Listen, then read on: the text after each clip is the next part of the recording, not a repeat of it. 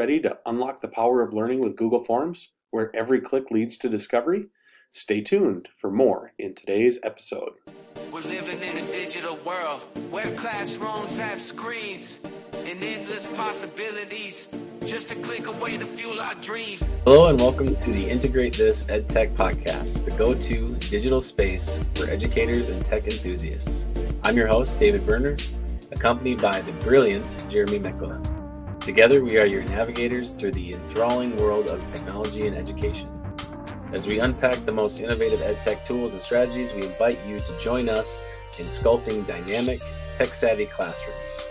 Poised for today's digital learning adventure, let's plunge into the depths of innovation. And now for a glimpse into what's brewing in our upcoming episodes. Last week, we embarked on our Google Essentials series, spotlighting our top picks from the Google Docs treasure trove. In part 2, it's time for David and me to unveil the wonders of Google Forms, some of our absolute favorites. We're eager to hear about your cherished features too, so drop them in the comments below. And hey, don't forget to be a part of our growing community. Subscribe, smash that like button, and stay tuned for more tech magic. All right, so the first thing here that we want to take a look at with Google Forms are some of the changes that you can make to the appearance of the Google Form itself. It defaults to this standard kind of purplish color, but students must see a lot of these different Google Forms over the course of a day, the course of a week, and they do get kind of old to keep taking a look at. So to access some of the themes that you can do to change the appearance of your Google Form, I'm going to go up to this paint palette that you see up in the top portion of your form once you have it open. So right up here is that paint palette. And I'm going to choose that, and you'll see that it opens up this side menu with a different theme. So one of the first things that you can do with this is you can change the fonts and the font sizes that you use for your headers, for your questions, and for your text. So for example, I don't have to stay with the default Roboto font if I don't want to, and maybe I want to choose something that looks a little bit different, and I pick the Alconia font. Okay, you're also able to adjust the size of that font for the header, and then you get to do the same thing with the questions as well. So maybe I want to use a different font like this one, and maybe I want it to be a little bit larger than that. And you can see that when I choose to change the size and the name of the font, it changes it over in the question part itself. So I'm just going to add a question in here. What is the tallest mountain in the world? And it will keep that size font. Maybe it's a little bit easier for students to read in the ones that you choose. Now you can do the same with your responses as well, the different options that are there, and you can change the sizes of those too. So maybe here then I'll add these as options. There's Mount Everest, there's Mount Kilimanjaro, and we'll also just add Denali for now. Okay, and they're going to stay in those different fonts. Now, we can also adjust the color scheme that we're using here. We can pick one of these other colors that are just on this color palette here, or if you want to, you can also add custom color, and you can change it to any of these different ones that are on that hex scale and just choose to add it, and you can see that it adjusted that color palette. So definitely is going to make it a little bit more unique for the student who's going to be using this Google form, especially if we're sending it out as a quiz. One other thing that you can do here too is you can choose to change the header that you find at the top of the Google form itself, and you can make that an image. So if you have an image, if it's going to be about geography and mountains, maybe you have some sort of an image of Mount Everest or of some community up in the mountains that you want to add that kind of ties it a little bit in together for the particular quiz or the particular form that you're using. So those are kind of some of the adjustments that you can make to the different themes here within Google Forms. David's going to take us through describing a few things about sections in Google Forms. Okay, so what I want to show a little bit is how to create sections, which you may already be familiar with, but more so looking at when you have an answer or we have somebody answering a question, how does it jump to the a different section? So, and this is something that I first came across in a version of Google Forms where it was like a choose your own adventure story. And so what we would do is with Jeremy having this already laid out for us with this question, we'll just use this as our basis for creating new sections. If I do add section from this standpoint, it's going to by default then make this the first section. So I'll just click add section and you'll see here now you have these tabs on the top, almost like pages. And so you have section 1 of 2, which is our tallest mountain in the world. And then we got added into here our section 2 of 2.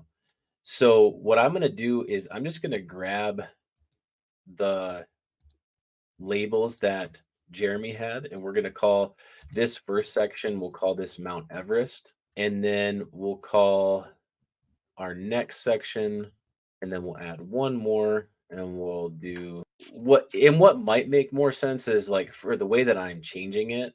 I might say something more like, "What is maybe we say what is your favorite mountain in the world?" Right? Of these, let's say of these three. And so really what we're trying to do is just get it to jump to individual sections when an answer is chosen. So we can have it skip over certain sections depending upon the response. Um, so the way that I would do that is with this first question here, since I have my sections already laid out, I'm just going to choose the more options on the bottom right. And I'm going to choose go to section based on answer. What that does is it opens these drop downs next to each response. And then I get to choose. So if a student were to select Mount Everest, I'm going to have them jump down to section 2. Okay. And that's going to go here. If they choose Mount Kilimanjaro, they're going to go down to section 3. And then if they choose Denali, section 4, right? And then from there, it's kind of like, and this doesn't have to necessarily be a quiz type of thing. It can just be more of maybe this is an exploration activity, and you're just looking at, okay, once they've chosen their favorite mountain, maybe what we do here is more resource type things. So we might add in like a video of, say, Mount Everest. Okay, and then maybe we'll just choose this Mount Everest is now covered in trash one. Um, the idea would be though that this would just get, you could really put whatever you want here, but based on their response, they could go down to, one of these. And then so for this one, if we put in, okay, we'll put this video in. And then from there you could have, follow-up questions. Maybe you do some video questions, or maybe you import like a file or something, an activity, or a link to a quiz or whatever you want to do there. There's a lot of okay. So now that we have these in, and we want to take a look at what does this look like, we're gonna hop over and I'm gonna have Jeremy take a look at what this looks like on his end. Okay. And we're gonna click the preview button. And what you're gonna notice right away is that the presentation of this changes a bit because we do the sections. It's only going to display one section at a time. So this kind of goes back to what I was saying is if we have Jeremy select Mount Kilimanjaro and then click next, it's going to bring him to what was our section 3 where that Kilimanjaro video is. Now, the best thing to keep in mind here is that you can tailor this however you want and you can add in as many things as you want. But just to get the general idea of skipping to different sections, that's how you would do it. And it's as simple as going to the more option or creating your sections, going to the more options, and then correlating a specific multiple choice response to a section that's found in your form. All right, the next thing that we want to show you here is how to add feedback based upon the answer that a student gives in that particular quiz. So the first thing I'm going to need to do is to make sure that my form is set up to be a quiz. So I'm going to go into the settings section and choose to make this a quiz. And I'm going to, for this purpose, show it to release immediately after the student sees it, because this to me is going to be more of like a formative assessment type thing rather than a summative one. And I want them to get the immediate feedback on what they knew and what they didn't know. I'm also, for the purposes of this, going to toggle off the correct answers. All right, and since you're in the settings, if there's any other changes you wanted to make, like changing the point values of questions, that's another option that you have. One of the other things I sometimes like to do is also to make sure that it is collecting an email or deciding whether or not you want to limit it to one response or not. And you can do those from the setting portion of this as well. I'm going to make sure that the limit to one response is toggled off also, because this is a formative assessment. You know, kids might need multiple opportunities to be able to show that they're learning from this process as well. So then I'm going to go back to my questions here. And now that it's a quiz, you'll see that I have the ability to add an answer key.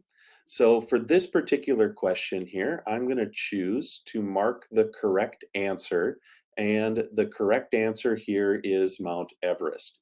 So when I choose Mount Everest as the correct answer, I'm able to add answer feedback. So I'm going to go through here and I'm going to enter in and choose if they got it correct. I just want to say, hey, great job. Okay. And if they got it incorrect, one of the things that I could choose to do is to offer them a hint. You will remember this forevermore, right? And if I choose to save this as a hint like this, and I choose save, you can see what the feedback is that will go to the student upon submitting the quiz for each of those particular answers, right? So that's kind of nice. Now, let's add another question here to this quiz, and I'm just going to hit the duplicate question button here.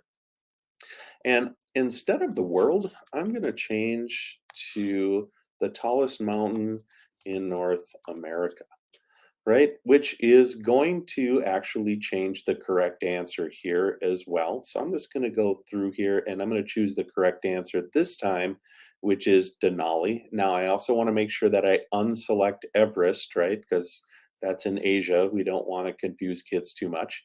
And I can choose if I want to leave it if they get the answer correct. You can see I have an edit pencil button there. And for the incorrect one, maybe this time I don't want to give that hint, but maybe I want to give them a link to, since David inserted a video before, you can choose to insert a link to a YouTube video here as well. And I'm going to just choose to enter in something like this. And so here, you know, maybe I'll give them this video link that will show them the correct answer after they've had a chance to do that. And I can choose save here. So now I've got a couple of different questions here that are in this particular quiz. And again, I can go and I can preview this. When I go to the preview of this quiz, and because I required an email, you can see I have that checked, and I can put in what is the tallest mountain in the world, and we have, let's give the wrong answer there. Let's say Mount Kilimanjaro. And for this one, let's give a wrong answer here as well. Let's say Mount Everest, just so that we can see what that feedback looks like. And I'm going to choose submit. And so now that it's done, because I had it selected that students could see their immediate feedback, when I select view score, it shows me that, oh, hey, you got this wrong. And then now what does the student see with this? They get the hint that I left for them. Okay, I get it, what he's trying to do there with Ever and Everest, okay? And I see down here that, oh, this is really about Mount Denali. I can play the little video there to help me know for sure. And then what I could do here as well is I could go back to my initial response ending, and I could go to choose to submit another response here because it's formative. We want the kids to learn.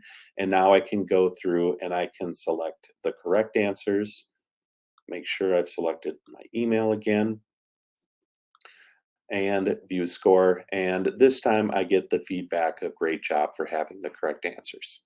So, pretty cool tool that I think is pretty powerful that teachers can do, especially if they're approaching it from the perspective of doing it as a formative assessment activity. All right, so David is going to show us another cool add on extension feature here that I think is going to be something that the teachers are really going to love too. So, David, it is your turn. All right. So now that Jeremy has made a quiz, one thing that we wanted to showcase is something that operates outside of Google Forms, but is in line with what you're going to be trying to do with your students when you're having them complete a quiz. There is an add-on that can be put into Google Forms that is called Extended Forms, and you can find that in our Google Workspace Marketplace. So this is the one that you're looking for. It's Timer for Google Forms. It's called Extended Forms.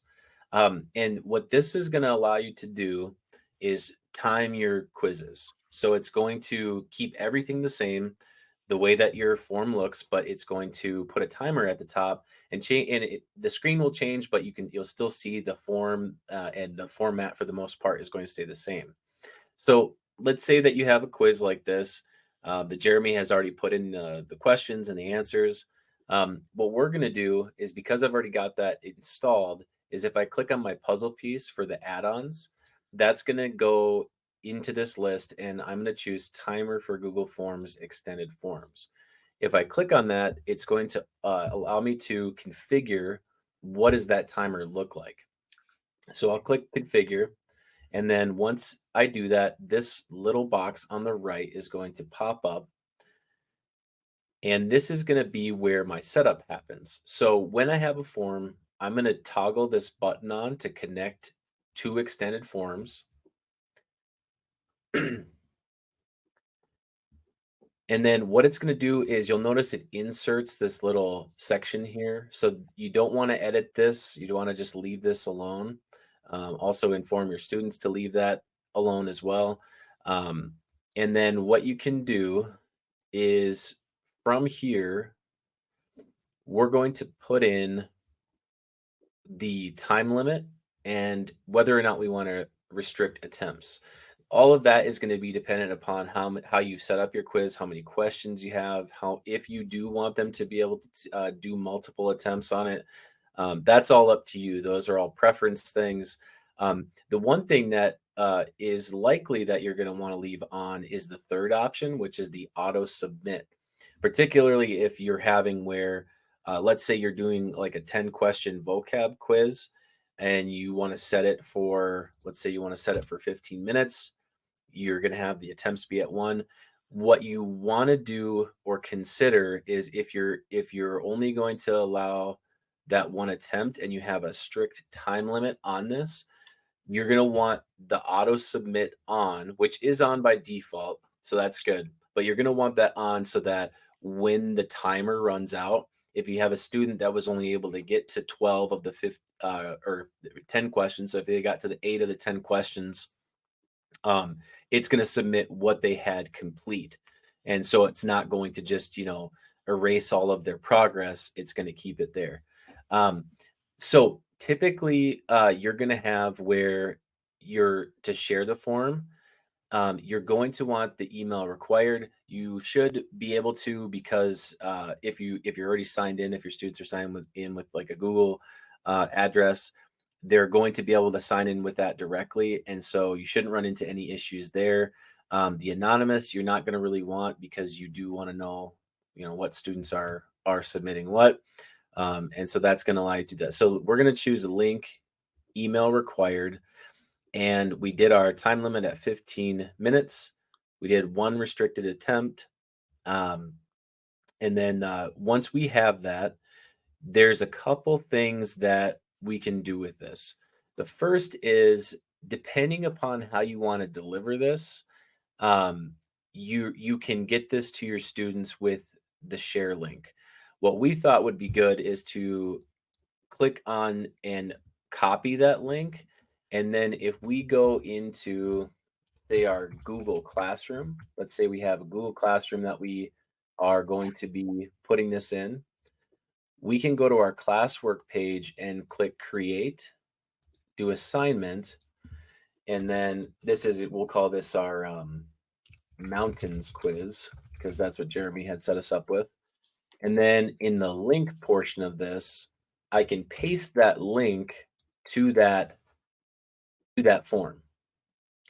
Okay, and then I can just assign that. So now when students go to my Google Classroom, they can click on the mountains quiz, click on enhance Google Forms, and then they'll go ahead and sign in with Google there and then access the form. But just to go back for a second, what we want to do is we want to see what does this look like when a student has it. So if I click on preview, and let me just save this real quick. If I click on preview, it's going to show me what this looks like. So when a student gets in, this is going to be what they see initially. Okay. There are a couple things here as disclaimers for the person that's getting started. One of them is the time limit that's up in the right-hand corner. So that's always important to point out how much time do you have. And then you have down here a warning. Once the test is started, you will not be able to reattempt it. Okay, now back in our setup, depending on what you put here for this, right, you're going to either allow that or not. And so that warning may not apply. And then it just says who's it conducted by down there. The name will show up here. And then you have the student, click get started. And then you'll notice that my entire form is in there, still looks exactly the same, but it added this bar at the top that is the extended forms add-on. And there's my timer counting down and giving me my time limit for my Google form. Okay, so this is where the students, this is exactly what they'll see. They'll get their timer, they'll do their questions, they'll hit submit. And then what's cool about this too is that when you get into when the form is done, as the teacher, you can click on the responses. And we're not going to go real in depth into this, but this is something that is really interesting for you to take a look at. Is you click responses and it's going to bring you to the extended forms dashboard for your account. And here's where you're going to have your different forms that you've done and what, your responses and things like that. So this is kind of like, think of it as your library for all of the forms that you've created. Okay. You can see couple have been made here. And you can play around with this a little bit. And there may be some other things that you could find that would be to your benefit. But just for initial setup sake, download the add-on real quick to put in your restrictions here, and then to share out that link and have your students complete their quiz with the timer. Thanks for tuning in to the Integrate This podcast. We hope you picked up some valuable insights for your instructional and classroom use. Special thanks to David Berner, and of course to all of our viewers for joining us on this digital exploration. I am Jeremy Mikla. Until next time, keep integrating, innovating, and shaping the future of education. Happy teaching. And don't forget to subscribe to our Integrate This YouTube channel and join our socials for the latest tutorials and discussions in EdTech on X and Instagram. Join us next week as we continue our Google Essentials series with a look at our favorite features in Google Slides. Have screens and endless possibilities, just a click away to fuel our dreams.